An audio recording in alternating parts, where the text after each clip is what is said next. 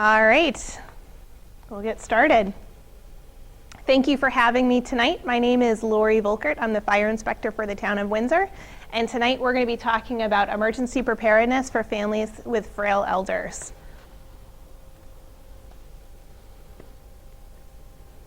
So first, it's nice to get to know one another. Like I said, my name is Lori Volkert. I've been the fire inspector in the fire marshal's office for 6.5 years now. Do a lot of fun things, but my favorite thing is to talk about fire safety and also emergency preparedness. So that's what we get to do tonight. Earlier on, throughout the summer, we've been talking about fall prevention and fire prevention, so this kind of continues in that family safety vein. And we're going to be talking about how to prepare for natural and man-made disasters to make sure everyone can stay safe. The general goal for this whole program is to equip older adults and caregivers with knowledge and resources to keep older adults in their home as safe as possible for as long as possible.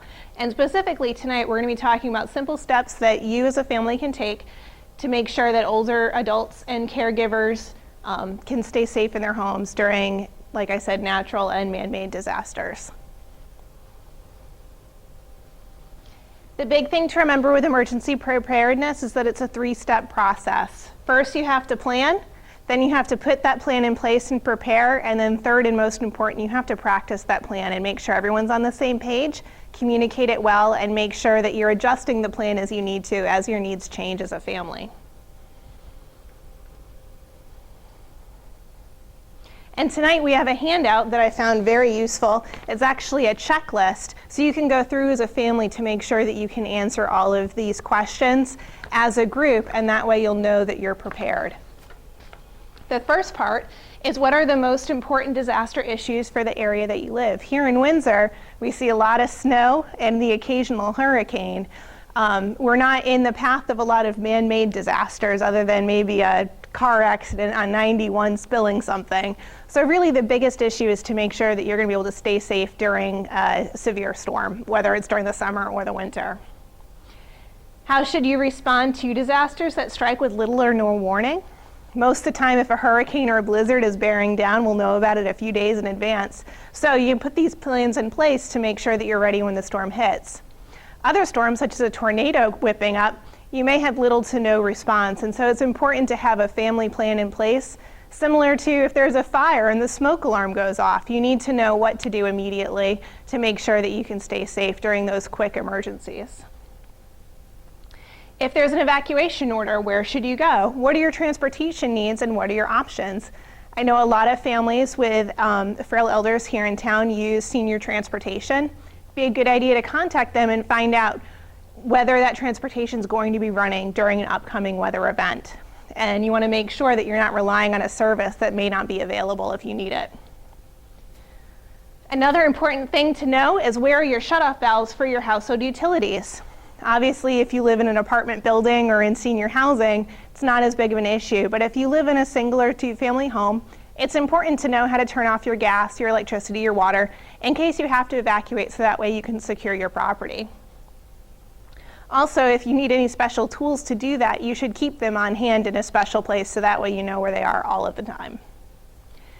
You should designate an out-of-area emergency contact person. In case the phone lines are down in the area, you want somebody who's outside of the immediate area that everyone in your family can call to check in with, so that way you make sure that everyone is safe and you can kind of check in and find out where everyone is.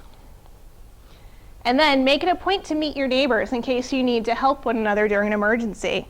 We saw this a few years ago during the October snowstorm. Neighborhoods really came together and had big cookouts, cleaning out each other's freezers as the power stayed off for a few days.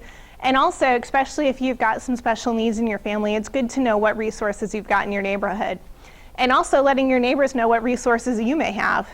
If you're the only house that's got a generator, you may be providing a lot of showers and laundry for your neighbors.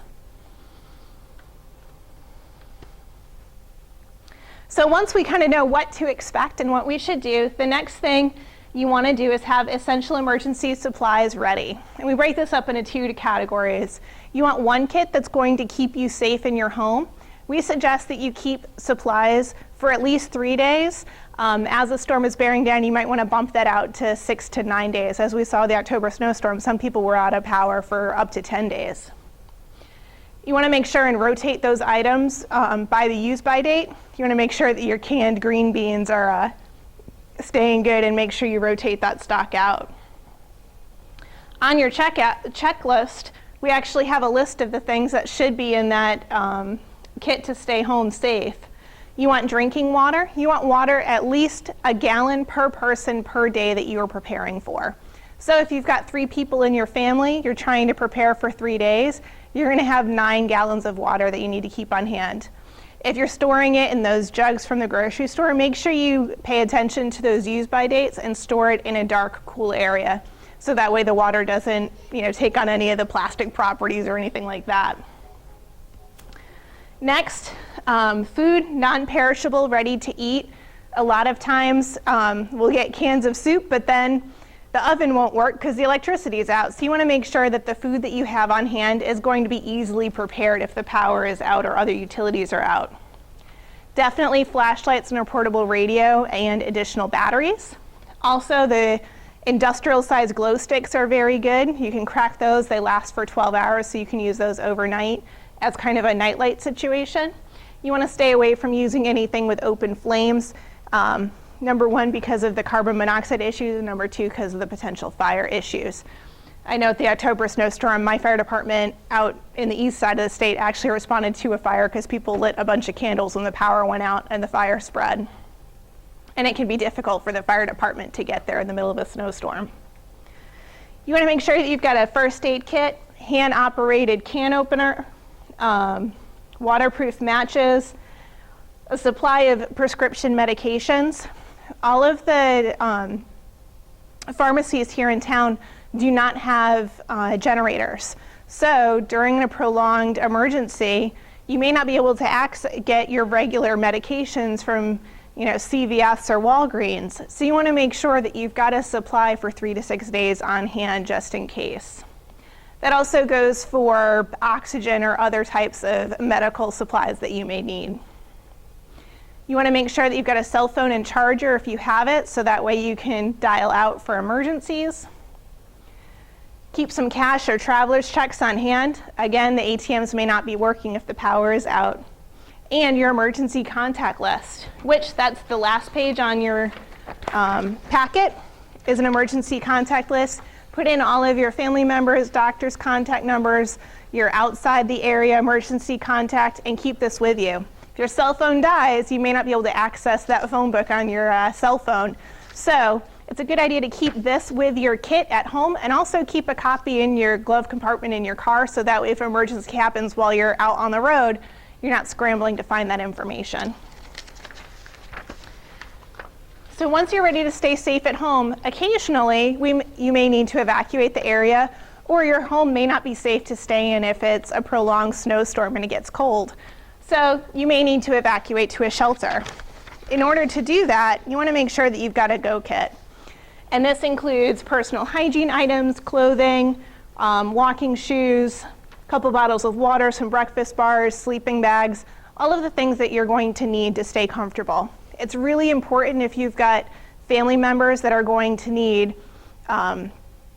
sanitary supplies or oxygen or other types of equipment that are kind of out of the ordinary. You want to make sure that you're bringing that supply with you to the shelter, because we just don't have the ability to provide all of that in the shelter. You also want to make sure that you've got the medication with you that you're going to need while you're at the shelter.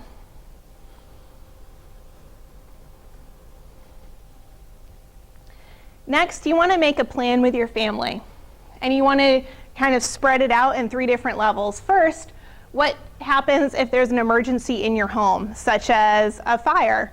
When the smoke alarm sounds, do you have a plan to evacuate your house? Do you have 2 ways out of your home? Also, what do you do if there is an emergency in your neighborhood? Maybe some localized flooding from a rainstorm or a tornado that hit just a certain street. So you want to make sure that you know how to get out of your neighborhood and where you may be able to go with that. Maybe you've got some family that lives close by that you'd be able to hang out with. And then finally, look to see what you would do in case you have to evacuate the region.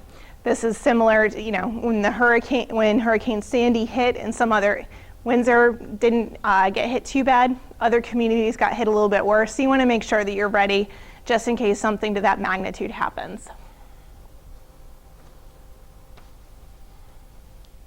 You also want to make sure that your plan takes into account any special needs, such as mobility issues, hearing or sight impairments, reliance on electricity for medical equipment. One thing that comes to mind is dialysis machines that may be at home or oxygen generators.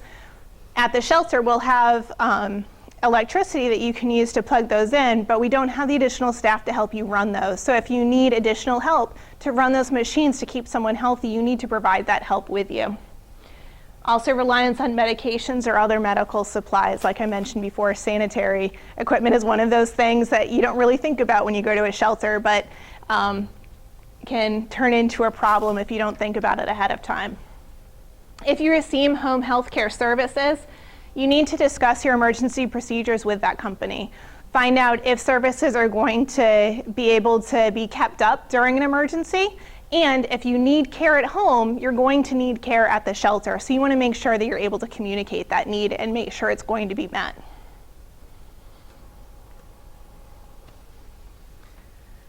Like I mentioned before, you want to fill out your emergency contact list, keep that with you and also in the Go Kit and also in your vehicle. It's also a good idea to have a Vial for Life or medications list similar to what's in your packet for each member of your family. List out what medications they're on, any allergies or special needs or health needs that they have. So that way, in case there's a medical emergency, all of that information is available. And you want to make sure and keep this information up to date. If medications change, if needs or abilities change, you want to make sure that all of your paperwork stays up to date. So this is all the communication that you are having to spread out. How do you stay in touch with the town to make sure that the town can get a hold of you if there's an emergency? The best way to do that is to sign up for Everbridge. A lot of the families here at Caring Connection are already signed in with Everbridge. Their emergency contact information is already there. So if Caring Connection has to close during a storm, they can communicate that. The town also uses Everbridge for other town services, opening and closing of shelters, water main breaks, those types of things. So you want to make sure, especially if you only have cell phones, if you have a landline going into your home, we can reverse 911 emergency. But if you don't have a landline in your house, we have no way to contact you. So you want to sign up with your cell phone information to make sure that you're getting current information.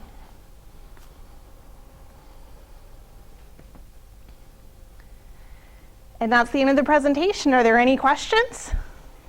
If a frail elder lived in the senior housing apartments, Yes. and they needed to get to a shelter, Mm-hmm. or needed assistance of some kind, and their family wasn't able to reach them in Mm-hmm. a timely fashion, would they call the police or would they call somebody else? I would, in that case of emergency, we would probably be opening the emergency operations center in the town, so that number would probably be the best bet to contact to find out if senior transportation is happening or if they have a direct contact for a transportation use that they normally use to call them directly. But the best case would be to call the EOC and find out what town services are available. Thank you. Good question.